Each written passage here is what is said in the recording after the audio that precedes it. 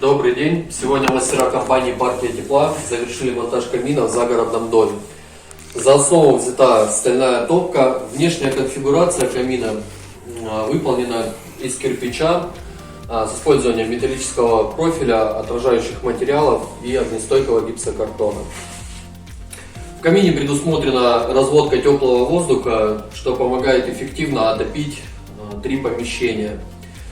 2 воздуховода выходят по бокам камина на 1-м этаже и выходят в 2 комнаты на 2-м этаже. При необходимости воздуховоды можно перекрыть заслонками, если нет необходимости отапливать 2-й этаж. Заслонки также находятся с разных сторон камина. В дальнейшем короб будет оштукатуриваться и окрашен. Всем спасибо!